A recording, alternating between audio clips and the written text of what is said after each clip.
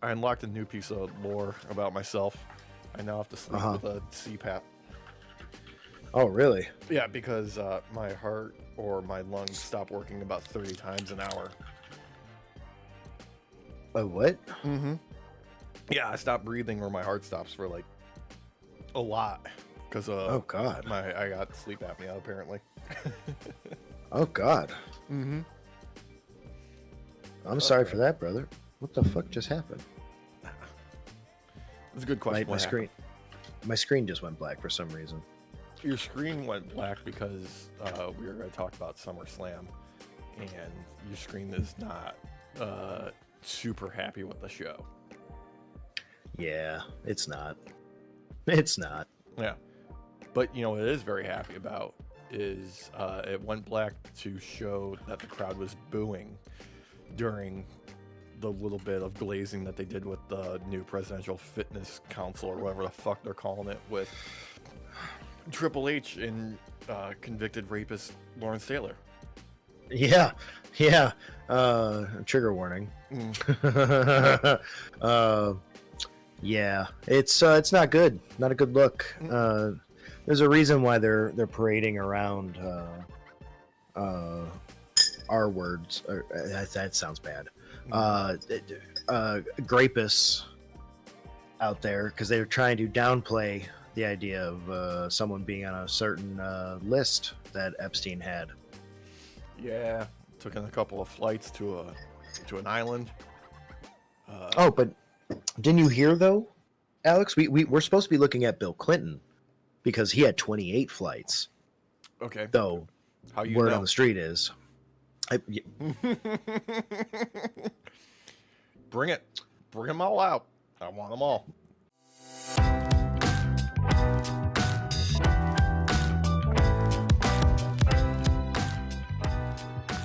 with the number of agents, the number of FBI agents that are redacting just his name. 1,000 agents, 24 hours a day. Yep.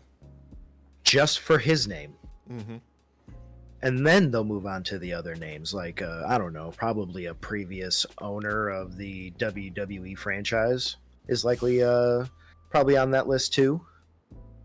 You know, I haven't seen his name thrown around, but I wouldn't be surprised. Yeah, that's why I'm bringing it up. I think personally that he's on that list too. Maybe Linda. Oh, of course. Yeah. I mean, look at her face. Like, she has the face of a rapist. She does look like she could be related to a member of Donald Trump's extended family. Have you seen the photos of his parents?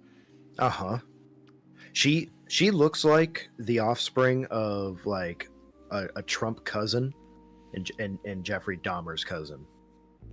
Yeah, like somebody needs to check the freezer in her mansion. Yeah. All of the freezers. Yeah. Mm-hmm. There's probably one in every room, and there's a reason. Hidden floorboards, all sorts of shit. But this is more fun than I had at SummerSlam. I'm not gonna lie. I didn't go to SummerSlam, not that. But watching it. Yeah. Watching it. Yeah. So I did myself a favor. I skipped the entire pre-show because it was 3 Good. hours, and I was not about to sit through that shit. Mm-hmm. No, instead I opted to spend time with my girlfriend, go to Home Goods, do some dilly-dallying, Nice. healthy shit, Nice. stuff that's good for the soul. You're right, Halloween right. stuff. Fuck you, I don't care. It's August. I'm looking at Halloween stuff. Why not? Especially if it's gonna be on sale. But let's talk fucking SummerSlam. Right off the bat, we got Roman and Jay teaming on to take on Braun Bronze, and Roman fully shifting into his Brock Lesnar mode, being the first person on the card so he can go home early. Yeah. And that's what happened too, because he gave a hell of a spear, reminding everyone that there's not only one person in WWE who's technically the best at it. There's another one that's pretty good too. I mean, I gotta give Roman credit for showing up and actually putting in some work. Yeah, because that dive over the top rope looked fantastic. Him catching the spear for Jay looked good too. Yep. That was really good. Yeah, all for it. But at the same time, what the fuck are they doing with his branding? I really don't know. And honestly, Alex, given light that one Levesque decided to grace a sitting grapist as a president with his presence at the White House the other day. Yeah. I feel like they have other concerns that they're dealing with and wanting to enjoy rather than actually do some real storytelling. But I don't think they care about people's branding so much. Yeah. I don't think they care about the storytelling so much. Especially given how a change of pace happened also with Cena. Yeah. I figured we'd probably talk more Cena after night, because obviously we're doing night 1 right now. Yeah. And yeah. night 2 has yet to happen. Historical, congratulations to WWE for the biggest gate on SummerSlam night 1 ever that they've ever had, because it's the first one. Anyway, can I get something off my chest here real quick? Yeah, go ahead. I was kind of disappointed with the stage setup for SummerSlam. Like, yeah, you mean, yeah. I enjoyed like the multiple screens and like them like stacked on top of each other. I just don't think that the video packages and whatnot and the graphics teams kind of like phoned it in on actually utilizing it. Yeah, I don't think they really cared enough, maybe. I mean, it's kind of hard to care enough when you can tell the writing room is like being dominated by like one mind only, and there's no real diversity in storytelling. So, God, dude, have you watched all of Unreal yet? I've gotten through the first 2.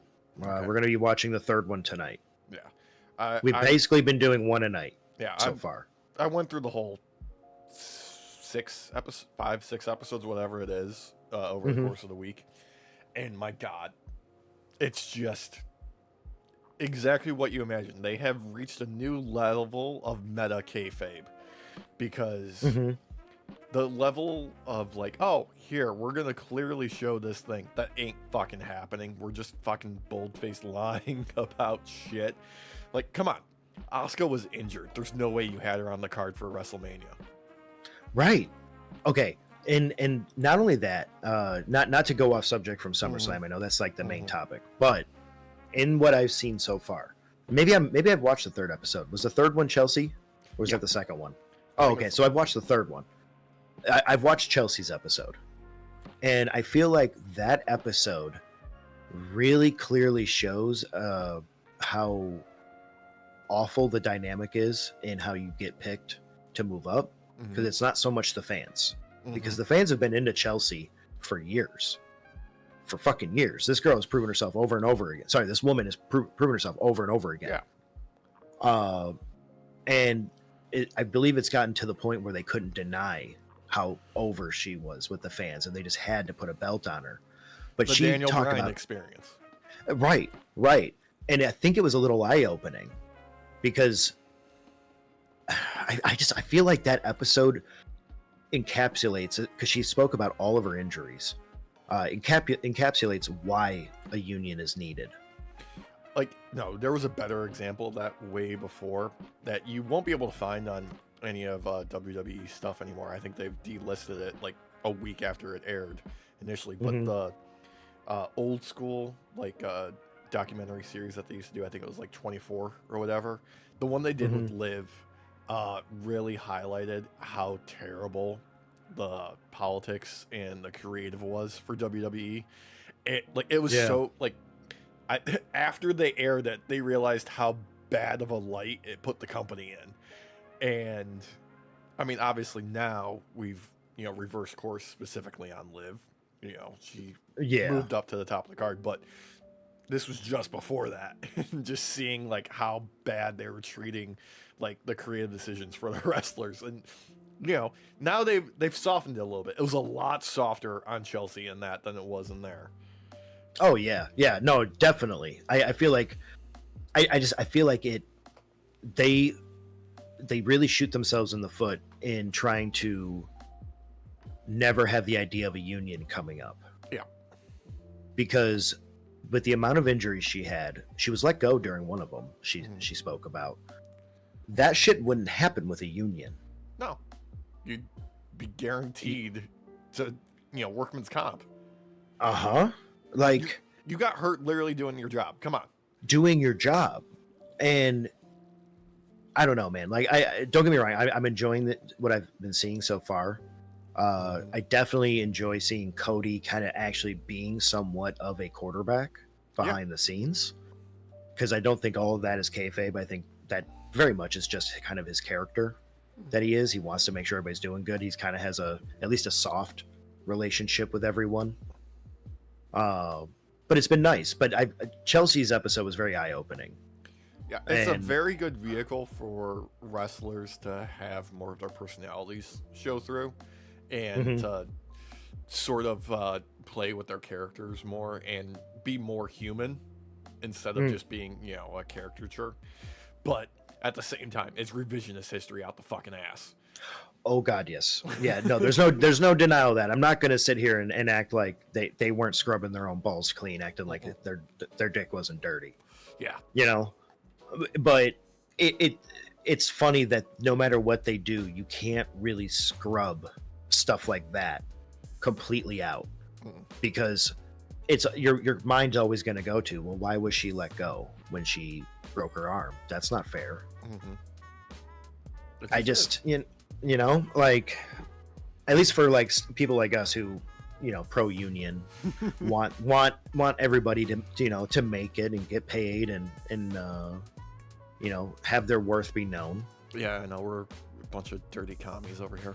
Just God damn it. fucking the Red Scare all over again, Alex. God damn. Wait till you get to the episode with Travis Scott having to be included on WrestleMania plans. Oh God. Oh God. But anyway, we should probably get back to SummerSlam. Yeah. So overall, that first match though, pretty good. I feel like at the worst. At the best, yeah. The one thing I didn't really fully understand was giving Braun and Braun the loss here. Yeah. Which, okay, so this is getting ahead of ourselves a little bit, but there's something that happens down the timeline of events that really makes this more confusing. It does, doesn't it? Yeah. So I don't want to say it out loud yet, because we have to get there. Otherwise, we're giving away the bag. But yeah, it was a little confusing watching them lose, especially after Roman got a spear in and got like 2 Superman punches in. Jay got a good spear in and got a really good fucking kick in. Other than that, they got their asses beat. One thing I do want to say was probably the highlight for me outside of the ring was Bronson Reed walking down with Roman's shoes around his neck. That was some gangster shit. I loved on Raw when he fucking put him through the wall and then stole his shoes. Stole his shoes. That was so fucking great. We had texted about this. And we actually got to talk about it a little bit when we were recording, and it was fucking hilarious. Yeah. That was like a nice touch to it. Like overall though, the match was a serviceable match. It was a good enough opener to open technically. Yeah. I mean, Jey Uso is great in that position for opening up a show, because his entrance alone gets people hyped. It sets a tone. It brings the energy level up. It's a great, utility to have in your back pocket. Also, hitting his music middle of the match, because that makes sense. It actually kind of does. But funny enough, like this is what I mean by WWE not really caring about how the writing goes anymore, though. Because you have a guy like Jey Uso, who, don't get me wrong, he doesn't necessarily have to have the heavyweight belt on him right now. No, not necessarily. But with the way he is over with the fans, you would almost expect him to still have the belt on him. I feel like they're wasting his potential still. Now, maybe. don't get me wrong. He's not the best wrestler in the world, but like, if Hulk Hogan's proven one fucking thing in this world other than, that racism is still here, it's that you don't have to be a good wrestler to be at the top. And you just have to be good enough. This is a great position for him to be in because he excels in a tag team scenario, Like, this is where he does his best work because he doesn't get completely gassed. Yeah. It's funny that, like, they have a moment with him still. And they're just like, yeah, let's just put you back to what you're used to. Yeah.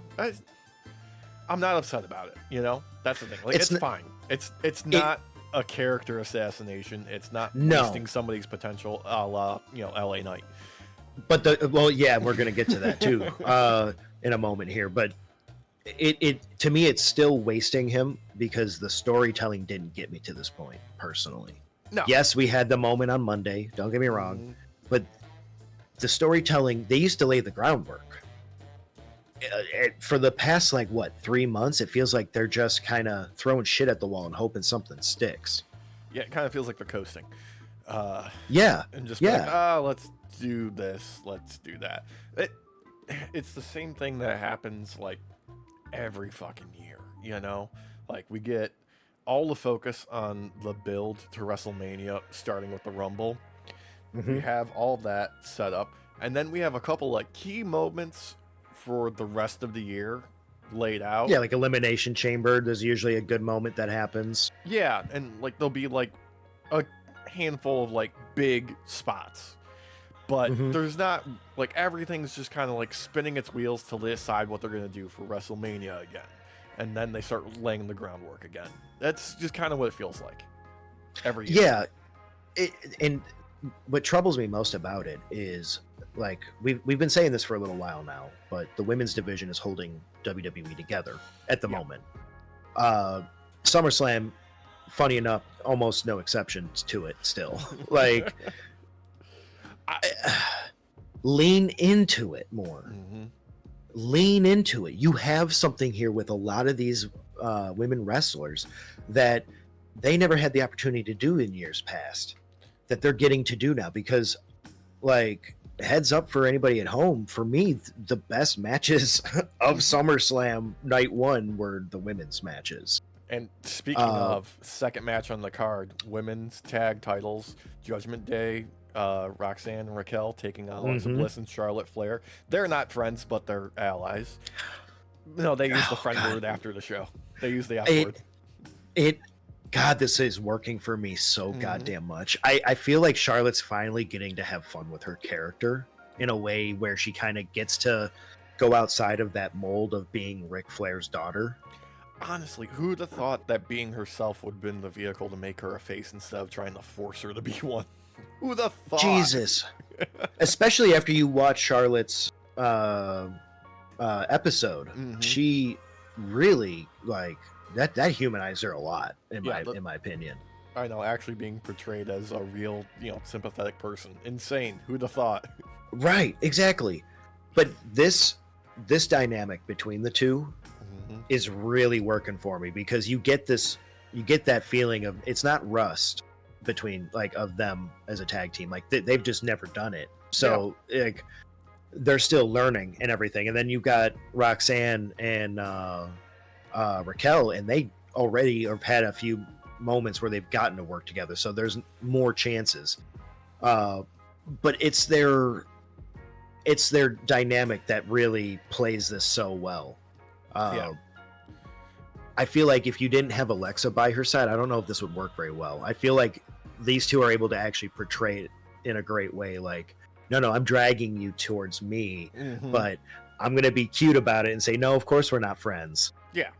No, it's definitely the two of them working together in conjunction that makes this magic happen for them. And honestly, I actually enjoyed the subtle, less than subtle teases of them doing the split at SummerSlam, because they obviously put the story out there that they were planning on having them, feud immediately and not have this pay off in a tag team, but whatever. It worked. It worked. Well, let's put it this way. They left the door open with Yeah. these moments. I will give them that, because even though we did not get a betrayal, a technical betrayal, like a purposeful one. Yeah. You could tell that even after the match, there was a moment like, was that on purpose? No. Okay. I trust you. The little tap and then the grab into a hug. That was actually really fucking adorable. At first, I didn't know what she was going to do because it was a little bit aggressive. Yeah. But then it turned into just like an aggressive hug, and I was like, you know what? Yeah, I think y'all earned that aggressive hug. Yeah, they did. And this kind of works in another aspect of, okay, Judgment Day no longer has the belts. Now we can, hopefully have Liv come back in the near future. Hopefully her shoulder dislocation is healing nicely and she can go straight for Roxanne. And we'll see after night 2 whether or not Dom retains, and then we have that great dynamic in the Judgment Day where Finn has gold and nobody else does, and he can just be a smiling fucking prick about it. And then take over, essentially, and be like, sorry, Dom, you don't make decisions anymore. Yeah. I get the tendies first. Right here. Right here. While I play 2K25. Not sponsored. No. But I think one of the biggest things I think really stood out to me the most about this match was we got to kind of see a tag team kind of style that you don't see that often, which is 1v2 constantly and being able to actually do it versus just only getting your ass kicked. Like there was still some ass kicking in the 2v1. So Alexa and Charlotte were getting separated in a very good way normally, you would see it, by Raquel and Roxanne, but these two have been in the game so long, they're legends in their own right. Yeah. So they know how to 2v1 for at least a little bit. So even though they're getting outnumbered, they're kicking ass, and it was great. You don't see that a lot in tag team matches. You see normally like a quick moment where you can 2v1 for like a millisecond, and then you start getting your ass beat. No, these two would like stand toe to toe for a good like 30 seconds. Yeah. It was great. There was a lot less of those moments where the tag partner waiting on the outside gets hit and then they sell for the next 5 minutes so their partner in the ring can get beat up by... They didn't do as much of that as they usually do. Right. And I think it played well into the idea that they are still individuals at the end of the day. They're a tag team, sure, but they are still very individualistic, or at least from Charlotte's end, she's very individualistic. Yeah.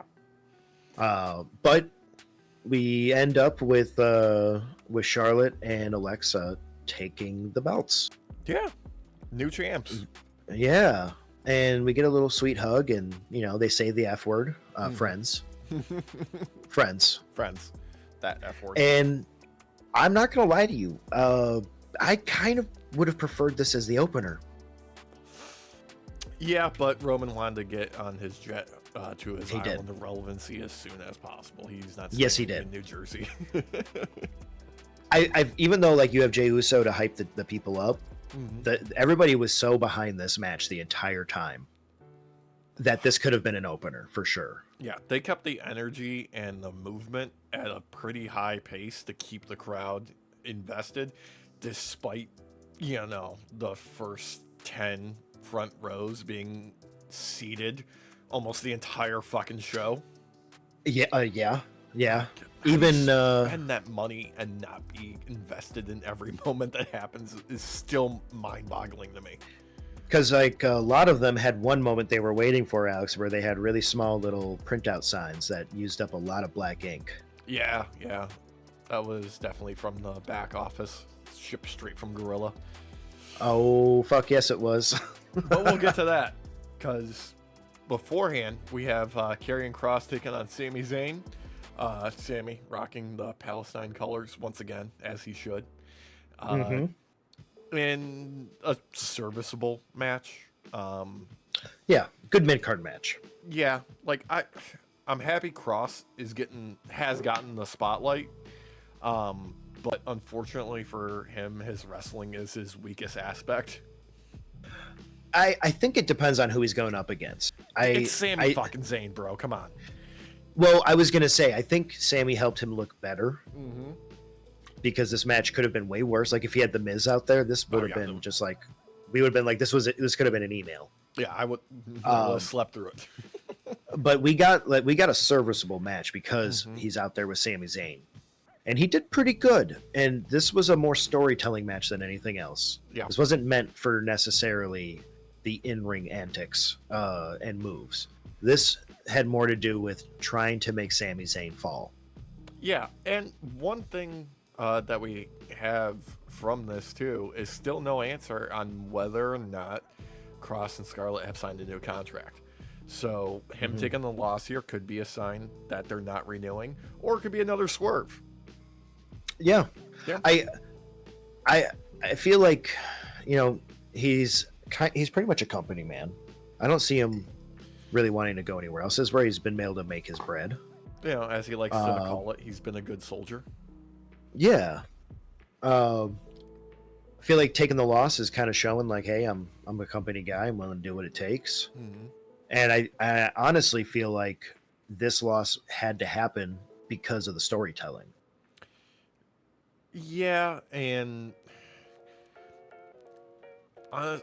here's the thing. If they had gone the other way with it, if Sami had taken a loss and, Cross was right and he had to admit it, and then that could have signaled a Sami heel turn, I also would have been really here for it if we got a different result at the end of the show. Yeah. Because that would have made perfect fucking sense. But obviously that's not the way it went, and end of the show went the way it went. So it kind of all adds up. I know we're dancing around this, but we'll get to it. Okay? We will. This is our bare ass retention strategy of keeping you invested in what we're doing here. The biggest highlight of this match, though, overall, was the moment where Scarlett grabbed the pipe and put it in the ring for Sami. Because I'm not going to lie to you, my boy, as much as I think I would enjoy a Sami heel turn, I love Sami as a Superman type. This baby face, this ultra baby face who can do no wrong and tries to just do good for goodness sake. Yeah. Fuck, he's friends with a guy who literally retired from wrestling just to take care of orphans, okay? That's true. Yeah. El Generico fans rise up. That's right. That's right. We had a fucking moment watching this where Sammy's holding the pipe and my girlfriend the whole time is just like, why is he holding it like that? Is he doing that? And it's like he just got done watching Happy Gilmore too. Yep. He's gonna do the quick shuffle and trip over himself.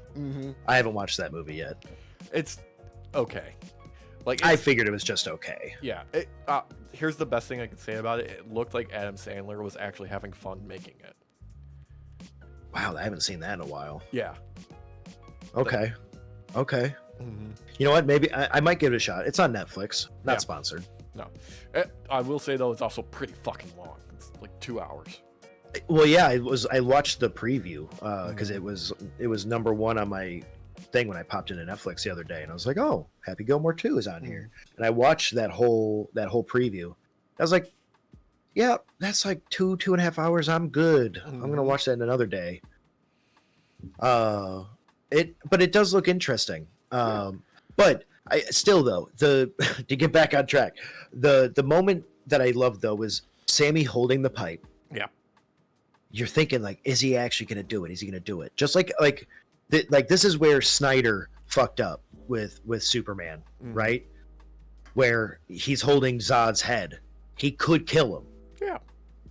You don't kill him. You don't. You don't. You don't do it. Now, storytelling wise, it was fun. I did enjoy that Snyder kind of version to some degree. It was a fun time. I had fun. But canonically wise, no, it was not good. I was not happy canonically. Like, you're kind of ruining who Superman is as a character. The here. only time he got Superman right was the first trailer for that movie. Mm-hmm. After that, complete dog shit. Yeah. I mean, hell, even saving the kids in the bus, you're kind of hopeful, like, oh shit, okay, he's kind of he knows Superman. Sammy is Superman. From a tornado, but not his fucking dad. Not his fucking dad, though. Just like Sammy couldn't get away from the thought of potentially hitting Carrion. Yeah. But he whipped that fucking pipe, and I'm not gonna lie to you, bro. I was worried for a moment that it was gonna bounce at people in the crowd. Like, he fucking whipped that thing. Oh god. Freaking what's her face had to run? Scarlet, Scarlet had to run away, Yeah. or be fucking beamed by the pipe. Yeah. God. The thing is, I enjoy Scarlet and I enjoy Karrion Kross as characters more in the aspect of what they do in their backstage promos, because they are fun. They have a unique style of humor with the aggression that is fucking hilarious to me. Like, threatening to break the Miz's legs. Fucking hilarious. That promo he cut on his social media when he sent the Miz off to go deal with the Wyatt Six, and he's like, how long's it been? I don't know, like a half hour. He's probably fucking dead. We should go find his body, you know? We should go find his body. That's a great definition of a character that is, you know, funny without looking weak. And that's something that we don't have super often in WWE. No, we don't. No, he kind of has a niche where he can do more mic work than in-ring work, and still accomplish a lot. Yeah, there's a place for him in this card, on this roster. Yes, I feel like storytelling wise, if you want to keep Sami Zayn as a Superman type, you have to lose to Sami Zayn. Yeah, and you have to prove that sometimes a do-gooder is literally just doing it for goodness sake. And, you know, all right, we'll cover it at the end of Well, yeah. We'll cover it at the end of this. Yes. Next match, Tiffy Stratz, Jade Cargill, Women's Championship on the line. Probably could have shaved about 30% off this match, and it would have been a lot better. Yeah. This was not a bad match. I think what this really suffered from was time, and not in the aspect of having too little. It had too much. Yeah. I think this needed to be, I don't know, like a 5 to 10 minute match, somewhere in there. Jade she needs to be booked like Goldberg. That's just what it is. God damn it, I knew you were going to say that. Fucking Bill Goldberg. 3-minute fucking sprints all day until they can get her, like, I don't know, a fucking 8-month stint in the PC to build up her reps, because they're not doing as many live shows as they used to do, and she needs more experience or to be utilized less. Like, they're spending way too much time not hiding her weaknesses and highlighting her strengths.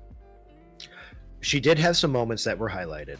Yeah. She was able to catch Tiffy off guard a few times, which was really nice. Catch her in midair.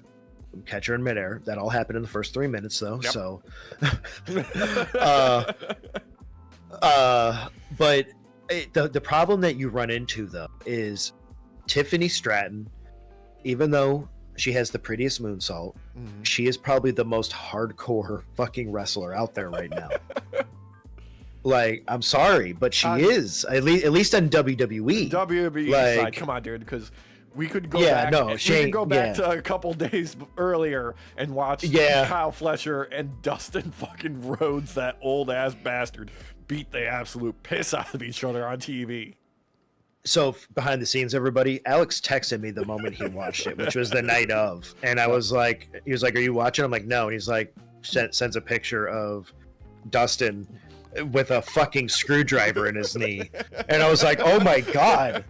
Yeah, and I was like, "It's kayfabe." I didn't send you the fucking clip of him dumping thumbtacks down Fletcher's front trunks and then kicking him in the balls while he's got him tied up for the Shattered Dreams. Oh fuck. Yeah, but AEW is known for to be a little bit more hardcore all the time. A little bit more. but Tiffy is like the most hardcore in WWE. Like that girl bleeds every single time she goes out there.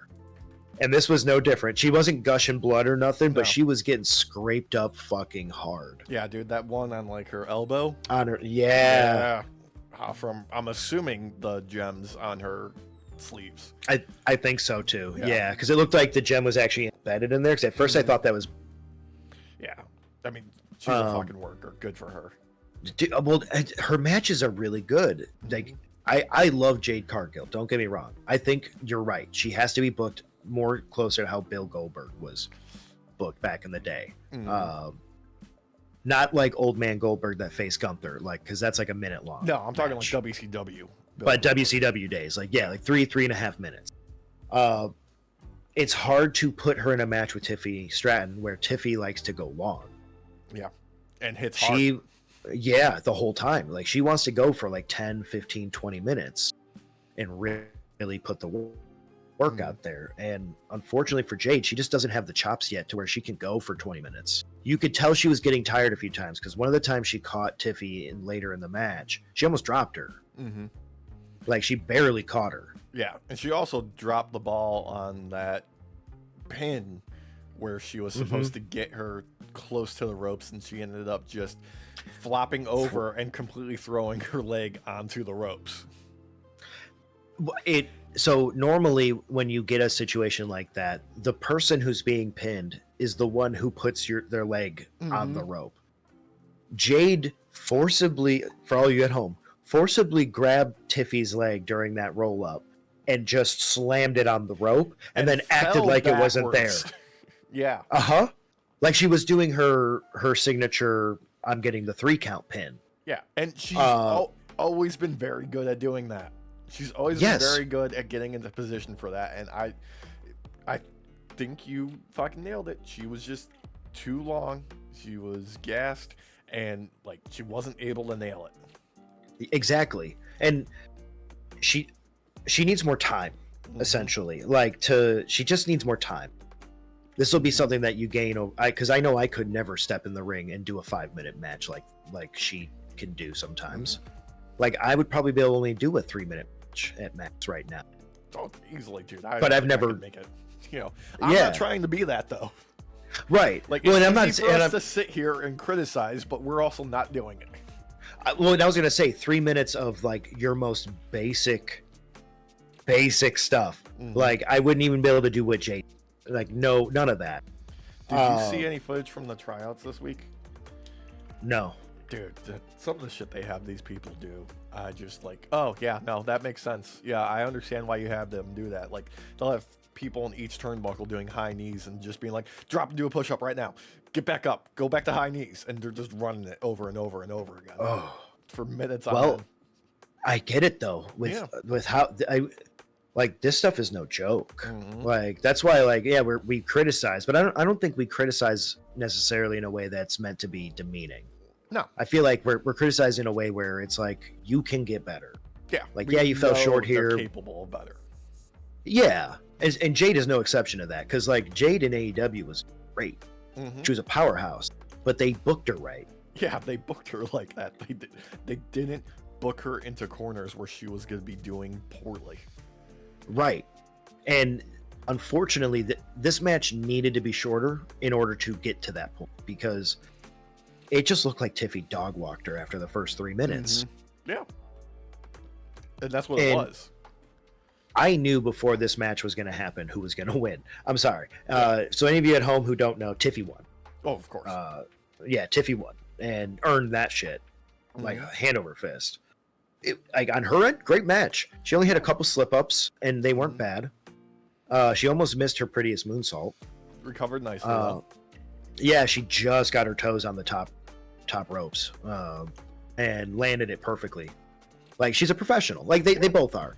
But it's just, Tiffy can go the long game, and she's willing to make you hurt, and she's willing to make you bleed. Yeah. And she's willing to do the same. Yep. So, overall, decent match. Just below middle of the road, I would say. Yeah, that's fair. Much less than middle of the road, though, was Jelly Roll and Randy Orton taking on Logan Paul and Drew McIntyre. And I'm gonna put this out there right fucking now. I don't care what you say on fucking social media, on fucking Reddit, on Threads, on Blue Sky, Twitter, wherever the fuck you are.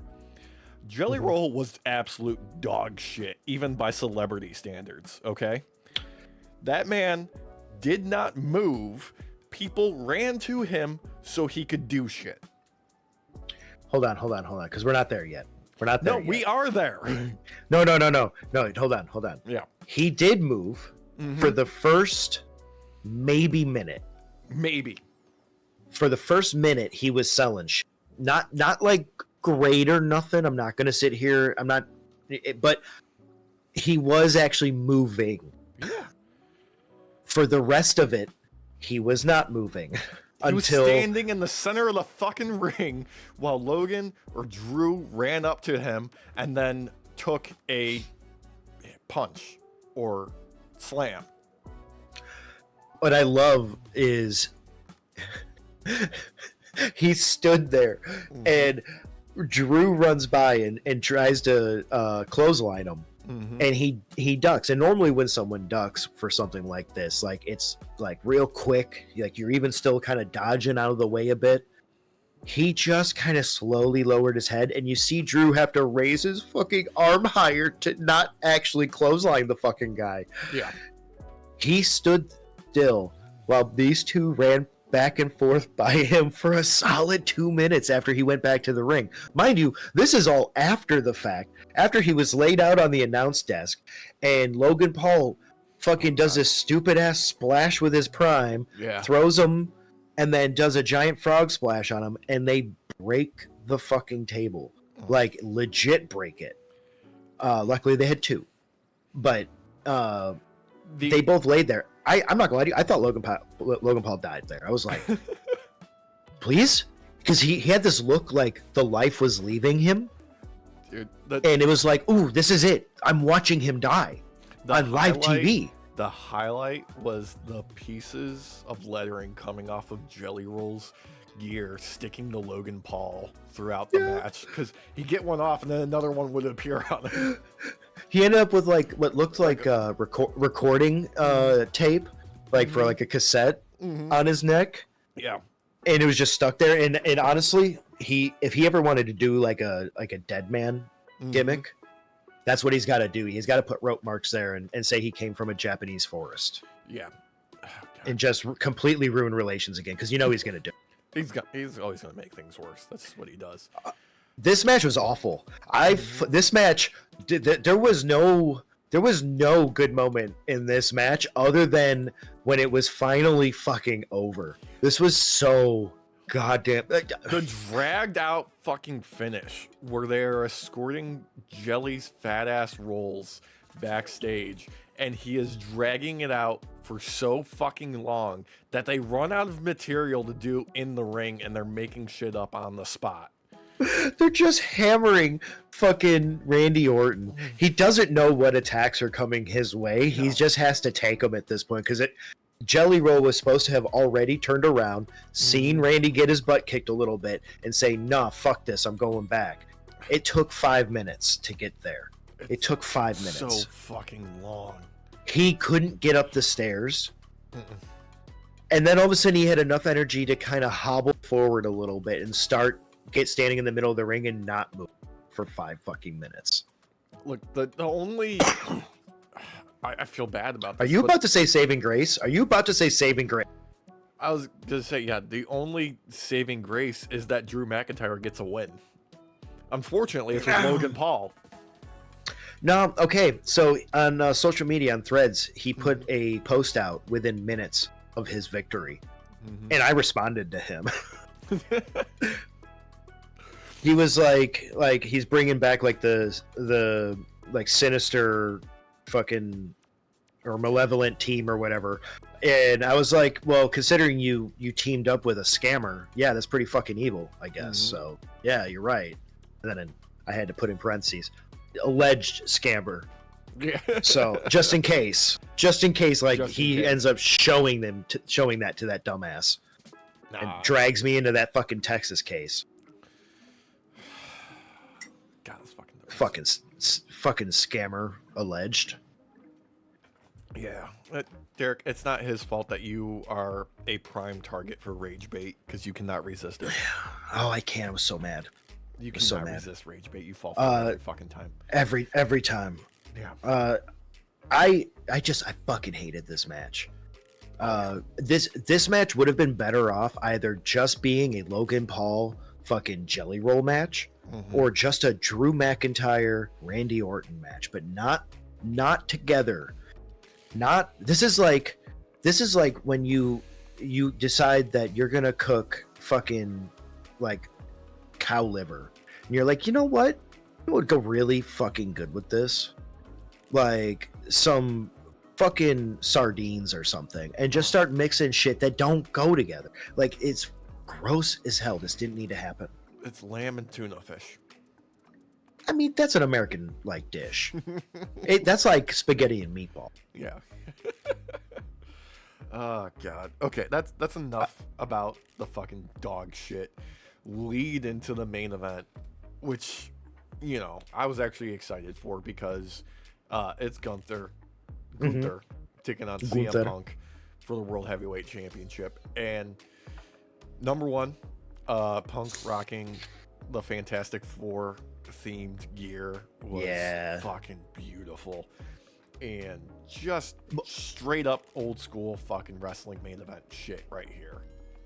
It was Fantastic Four, but it still had that Chicago vibe because the colors are Chicago flag colors, so it still worked. Like, it's great. It fucking loved the gear. Yeah, such a good talking touch. Gunther looked damn good out there.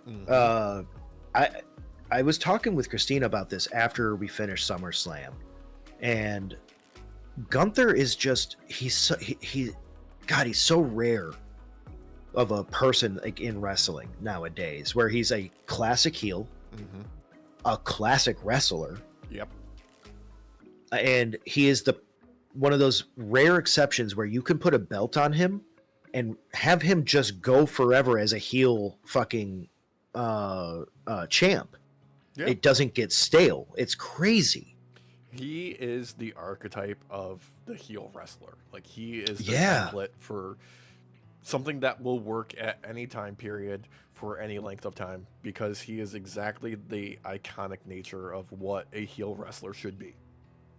Like, if you were to ask me, like, top 10 like best wrestlers in the game right now, he would be in the top 3. Yeah, he's fucking maybe top great. 5. Yeah, somewhere in there. Yeah. This match was really good overall. I feel like it could have been way better. Here's what could have made it better, and that would have been a, better build. Yes, that's what was missing. Okay, we're on the same page here, because I feel like the match that we got needed something more coming up behind it to lift it. Yeah. Because the match was still good. It was still really good. It was a damn good match. It didn't have that flair behind it to push it forward. They didn't put a rocket on it. Just limp dick its way forward. Like, the promo that we got on Raw before this was great, but it needed to happen like a week earlier, and they needed to bring the intensity up this week leading up to SummerSlam. That's what they needed to do.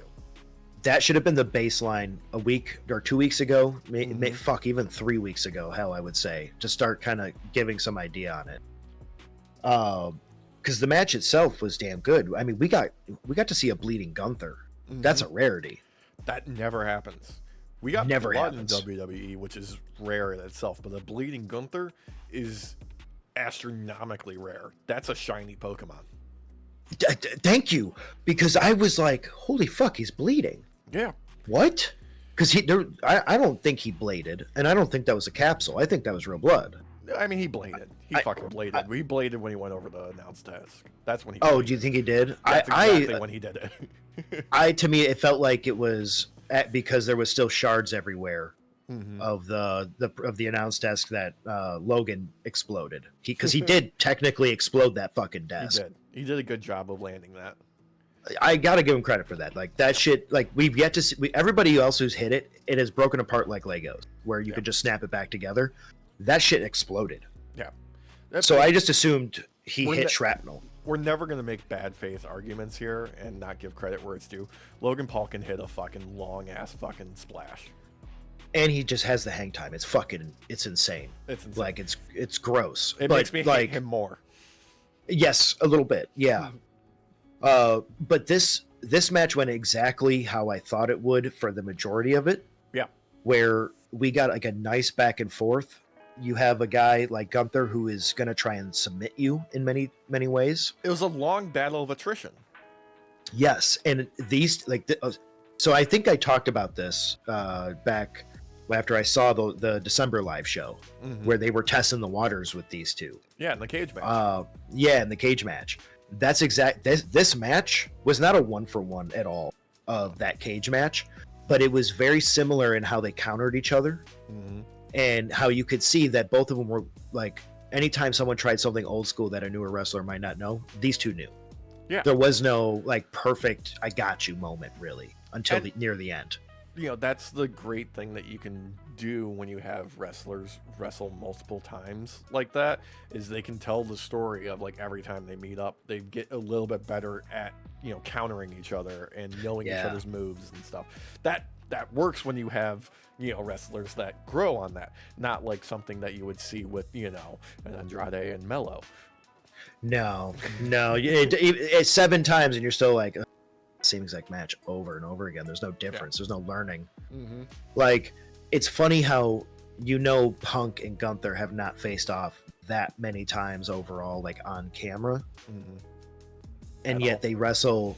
Well, yeah, technically. Well, it was, the live shows are recorded technically. They just don't put them out there usually. Yeah. But these two wrestle like they have been wrestling against each other for 20 years. Yeah.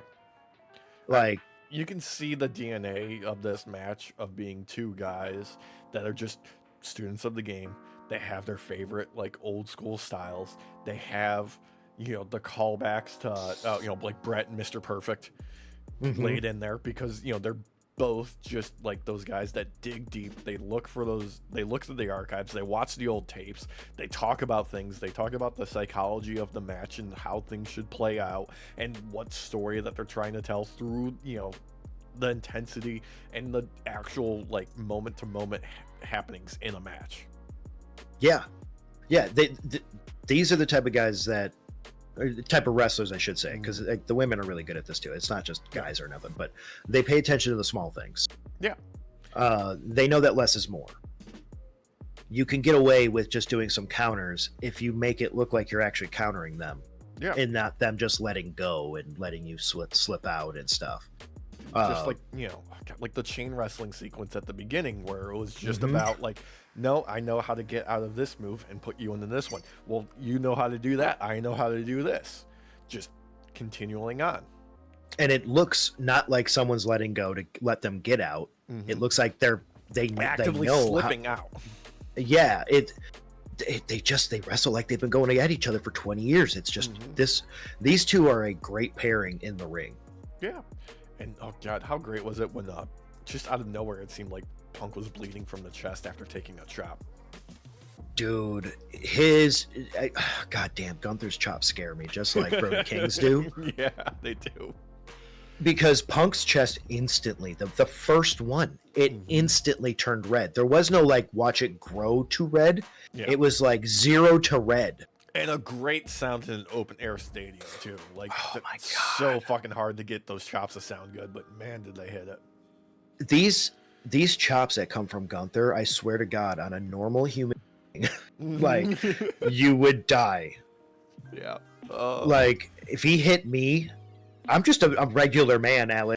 Yeah. Like, regular bad genetics. If anything, I'm not even a good example. In the wrong way, and I think I would die immediately. And Brody King too. That's kind of, I'm not gonna lie, it's kind of how I want to go. I mean, let's face it. Brody King is like a pure power chop. Gunther is technique. Yeah, no, I agree. Yeah, 100%. Yeah, like Brody's got the meat skillet. Yeah. Freaking like Gunther, his hands are wide enough to where he can kind of. Yeah, like he kind of. He's like the Concorde, you know, just moving at supersonic speeds. just slap the piss out of you.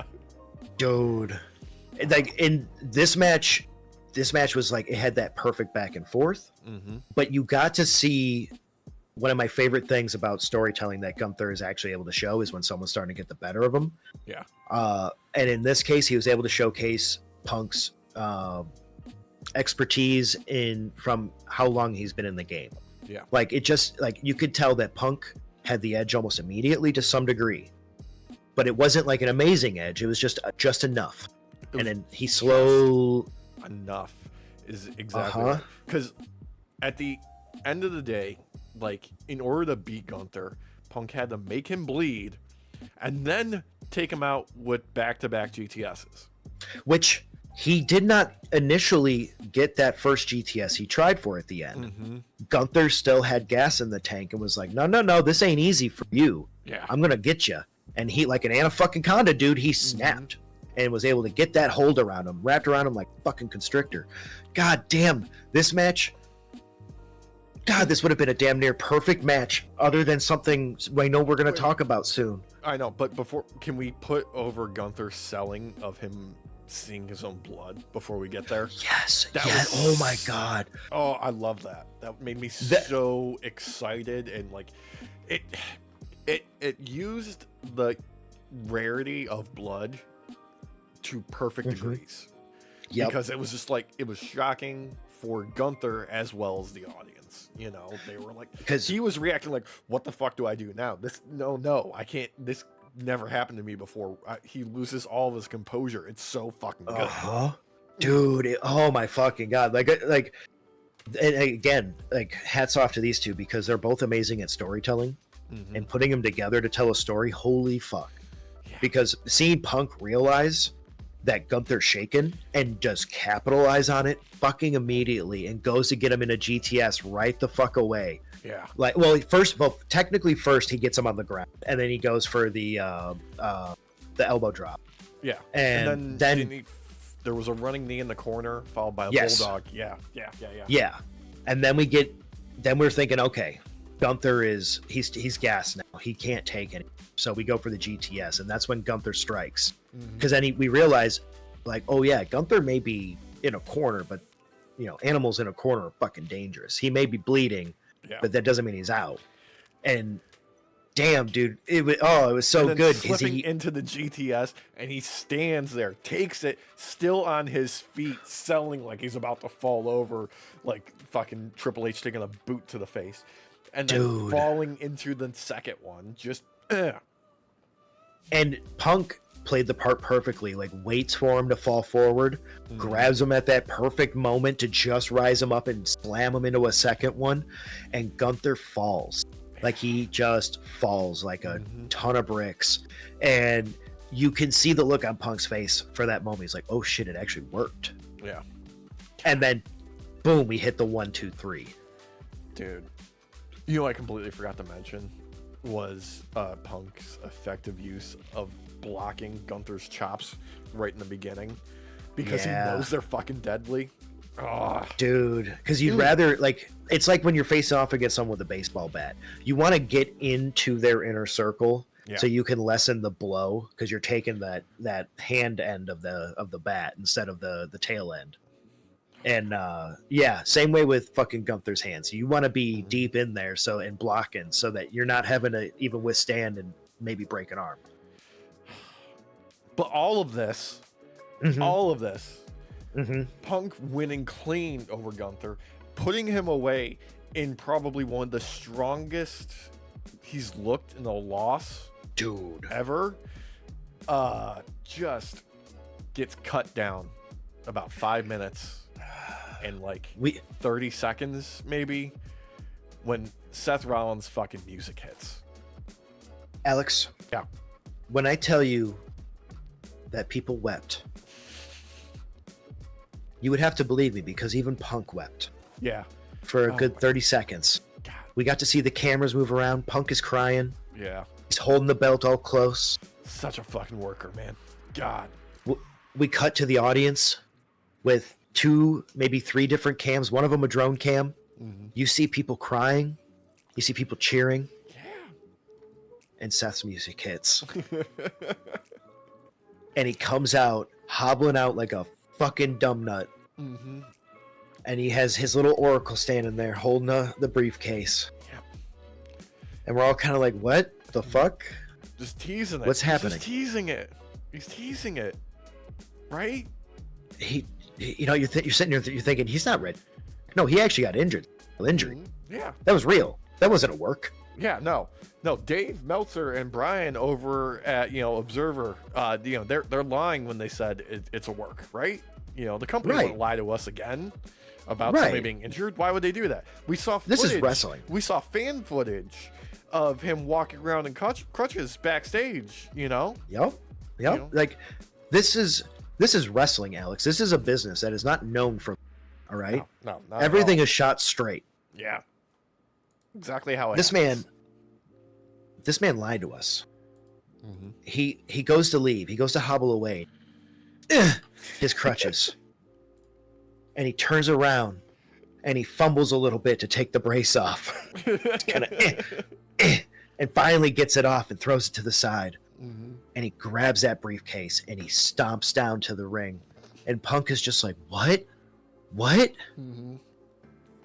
Honestly, he looked great being brokenhearted when the music hit. He looked so good at that moment of just being like, fuck, really? Now? I gotta deal with this now. Of all times. This is like if, like, after fighting Frieza, all of a sudden, for some fucking reason, fucking Vegeta comes back to life and decides to betray you. Mm-hmm. Right at that last moment. Like, what the fuck? I'm not gonna lie. I actually started to believe he was injured. Because when we had talked about it the previous week, I was like, well, if he is, then that really sucks and everything. The storyline's be going nowhere now. But they played us. Yep. They played us. He whooped fucking Punk's ass, and we're like, wait a second, he's not turning in the briefcase. What has happened? Oh, yeah. He doesn't want a fair fight. No, of course not. Why would he? He's the architect. He's the visionary. The ruse of the century, as they like to call it on commentary after the show. Yeah. Oh man. Beats the fuck out of him. Hands the briefcase. Gets a good stomp in for good measure. Yeah. And just does a dirty easy pin. Mm-hmm. Still didn't even look good. That's the problem. It still didn't even look that good. Like, it was like the beating him up and stuff was great. Sure. Yeah. Like, I'm not denying that. The pin sucked. I was like, come on, man. We have the era of a Seth Rollins now. Yeah. Once again, world heavyweight champion. Yes. He acts like he's never held that belt before. He has amnesia. He literally acts like last year he wasn't holding it. He was the inaugural fucking champion. Can I tell you how I was coping when Seth's music hit? I was going, oh, they're going to do a callback to Punk and Money in the Bank back in the day, grabbing the title and leaving through the crowd. Mm-hmm. Nope, they didn't fucking do that. I'm like, god damn it, that would have been so much fucking funnier. Yeah. Instead, this was just, okay, we're getting our moment to get people talking. I literally said out loud, "Oh, fuck you." Yeah. The moment his music hit, I was like, "Just let me have this for a moment longer." Come on. He didn't even hold it as long as Drew held it before Damian Priest cashed in on him. Which I'm surprised I didn't see any sort of social media like statement from Drew making fun of him for that. No, they did during the post show.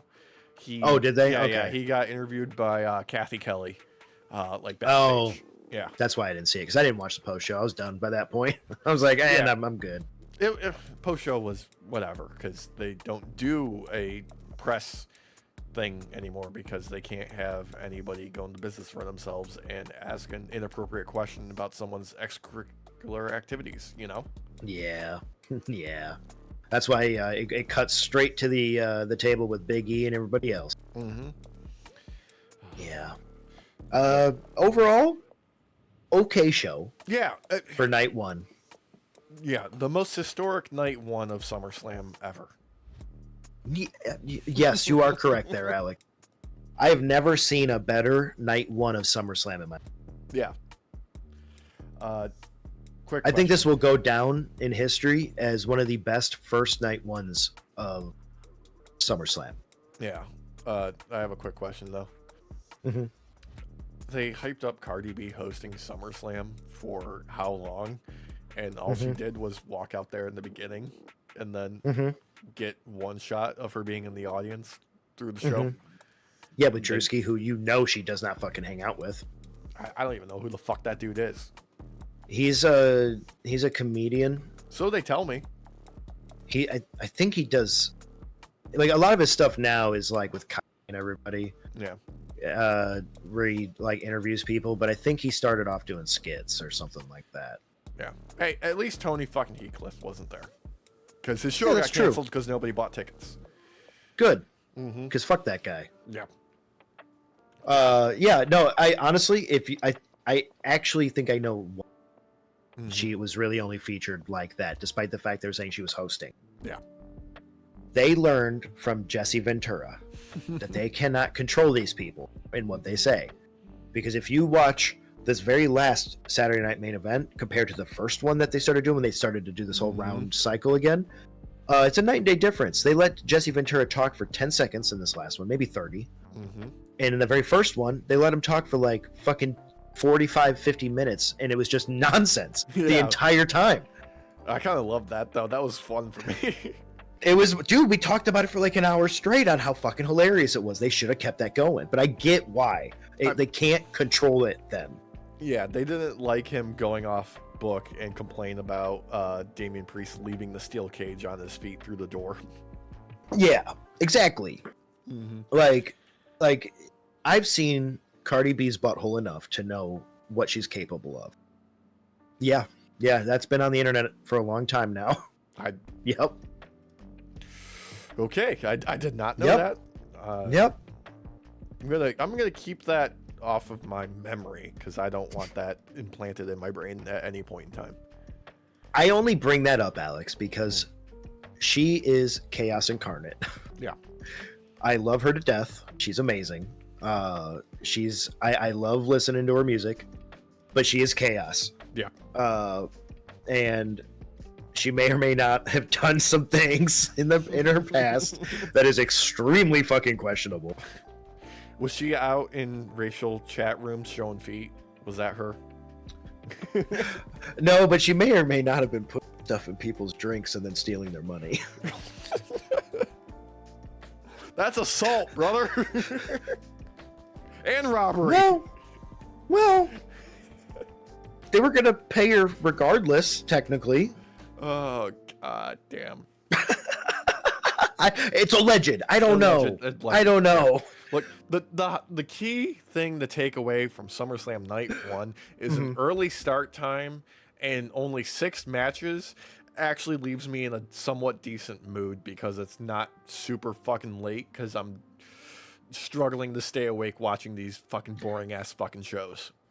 Well, we didn't have 10 minutes of pre-cut footage all put together in between each match like we normally have been having with shit. This time it was only 3 minutes. Yeah, and a commercial. And yeah, and like 3 minutes of commercials in between. Yeah. Yeah. God, how terrible is that fucking Papa John's fucking thing they did with the tag team division on Raw because they have nothing else for them to do. I fucking hate it. The fucking camera work was giving me flashbacks and like PTSD of like Kevin Dunn's era running the cameras where there's 30 goddamn cuts every 5 seconds. Because those people were incapable of having a normal conversation with each other, so they had to keep quick cutting. Yeah. From the different shots of them all saying it right. Like, it's so bad. It was so bad. No. Oh. But that was night one. That was night one. That was night one. And I saw something from Brandon Thurston about WWE not holding a media scrum after night one of SummerSlam. And it's very simple, very straightforward, and cuts like a fucking hot knife through butter. And I quote, "Silence is also an answer." It is. It is. Yeah. Because I feel like that's all we're going to get as to a reasoning as to why when Paul Levesque decided to go to the White House. Mm-hmm. And it'll God, just be silence. How fucking dumb was it that he did his fucking water spray walking out of the Oval Office? How is this real fucking life? I hate this timeline. It's the fucking worst. I hate it. Like, I hate it. It's just, there's concentration camps, Alex. He's spending $200 fucking million to build a fucking ballroom on the White House because he doesn't think he's fucking leaving.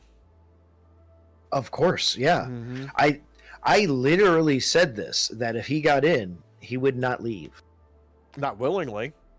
Not willingly. No. He thinks himself an emperor. Like, I people need to understand that this is a class thing. Like, these people do not care about you. This isn't right versus left. This is fucking up versus down. This is the top versus the bottom. There is no. The only 1% that's a danger to America is the fucking billionaires. That's right. That's right. They should not exist. It's unethical. Mm-hmm. This is why they've sold y'all a lemon. Yep. Painted orange. With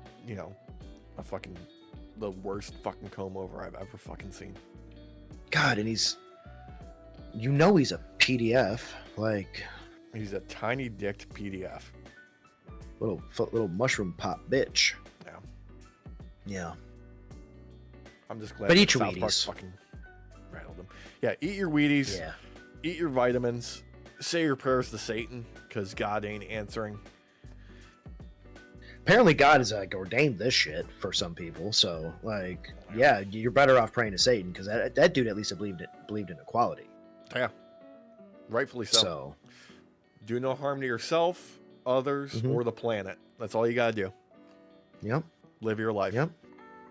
Yeah, like when you actually listen to the story, it's like, oh, he wanted to give knowledge to everyone, so everybody was on equal footing. His temptation of fucking Jesus in the desert is like, look, dude, you're starving, you're dehydrated. I'll give you whatever you want. Just agree with me that your dad's a fucking asshole, and that he's a dick. On. That's it. That's all you gotta do. Because he's right. He's right. God. Look, we've gone way off the fucking reservation here. Let's wrap up. We have. Thank you so much for joining us. Remember, like, comment, share, subscribe, do all engagement, hit all the buttons, follow us on social media, check out the fucking merch store, check out the Discord, the subreddit, all of that good shit. We really appreciate it. And we'll see you next time. Derek, let's say goodnight to the folks. Buenos noches, night shift. Peace out. Fuck these assholes in their class war that they're engaging in and trying to make us not think it's a class war. Motherfuckers! Lock the pedophiles up. Show me the list. Yeah, release the files. Unredacted, other than the victims. Wait, what? We want the victims' names redacted. We don't need them. Okay. In my brain, I reversed that. The dyslexia kicked in. Oh. That's all. Yeah, no worries. No worries. Yeah, no. That's on me.